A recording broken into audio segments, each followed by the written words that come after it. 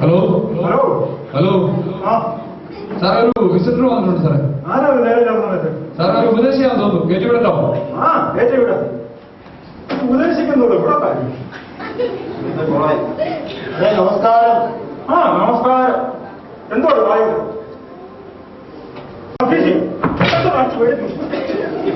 വായിക്കാൻ പറ്റും. 74 ദിവസം എനിക്ക് കഴിച്ചു ഉറങ്ങാൻ സമയത്ത് കുറച്ച് ഒരു കറുത്ത പുസ്തകവും കുറച്ച് പേപ്പറുകളോ ഉള്ളല്ലോ. ഒരിക്കലല്ല സാർ ഈ തടവുകാരോട് കർത്താവിന്റെ സുവിശേഷം പറയാനായിട്ട് വന്നത്. ഒരിക്കലും അങ്ങനെ ചെയ്യത്തില്ല.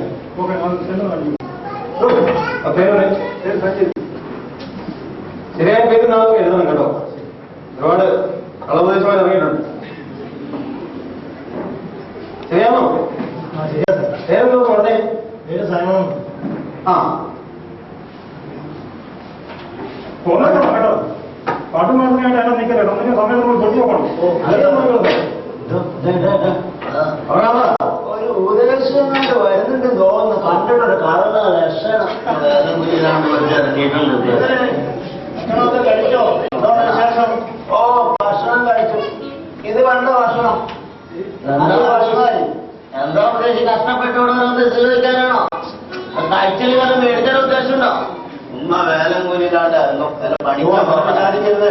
വേല കൂലി ഒന്നും ഉണ്ടായിട്ടല്ല.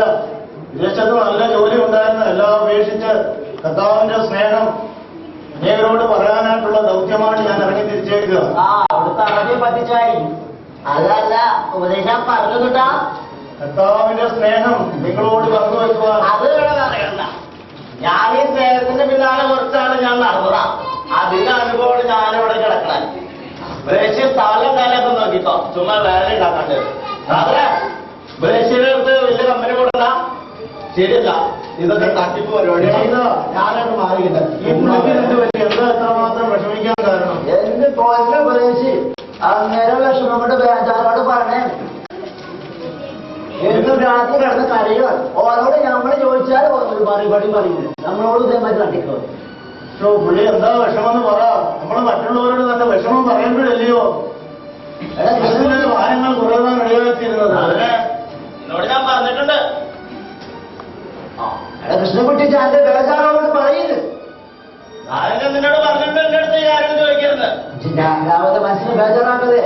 ജാന്റെ പ്രശ്നങ്ങളോട് പറയുന്നു. ആ ഉപദേശിച്ച് വന്നാലേ ഉള്ളൂ. പുള്ളിയുടെ മണ്ണടിച്ചിട്ട് വീണോ പുള്ളിയുടെ കൂടെ. സാധാരണ ഉപദേശിച്ചാൽ 2-3 മണിക്കൂറായിട്ട് ആരും വീഴ്ത്തില്ല. കുഴപ്പമൊന്നുമില്ല കേട്ടോ.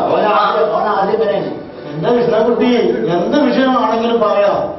നിങ്ങളുടെ സകല പ്രശ്നങ്ങൾക്കും പരിഹാരം കർത്താവായ യേശുക്രിസ്തുവാണ്. കൃഷ്ണൻകുട്ടി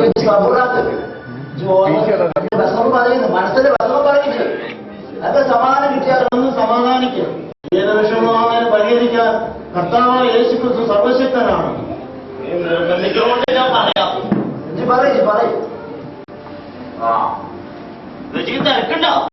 എനിക്കൊരു തിരക്കുമില്ല. നിങ്ങളുടെ എന്ത് വിഷമമാണെങ്കിലും തുറന്നു പറയാം. സകല പ്രശ്നങ്ങൾക്കും എല്ലാത്തിനും പരിഹാരം നമ്മുടെ കർത്താവായ യേശുക്രിസ്തുവാണ്. എത്ര നേരം വേണമെങ്കിലും നിങ്ങളുടെ പ്രശ്നം കേൾക്കാൻ ഞാൻ തയ്യാറാണ്. സവിസ്തരമായ കൃഷ്ണൻകുട്ടി വിവരിച്ച് പറയുക നിങ്ങളുടെ വിഷയം എന്താണെന്ന്. പരിഹാരം വേണ്ട. പിന്നെ പറഞ്ഞുകൊണ്ട് ഞാൻ പറയാം എന്റെ കാര്യം പറയുക. നിങ്ങൾക്കുണ്ടായ സംഭവങ്ങളെല്ലാം വിവരിച്ച് പറയുക. 4 വർഷം മുമ്പ് ഞാൻ ബാലന്റെ ബാർബർ ഷോപ്പിൽ മുടി വെട്ടാമെന്ന് പോയി. ആ നശിച്ച ദിവസം ഒരു കള്ളോപദേശിന് ഞാൻ അവിടെ കണ്ട് പരിചയപ്പെട്ടു. ആ നശിച്ച ദിവസം എന്റെ ഹൃദയത്തിൽ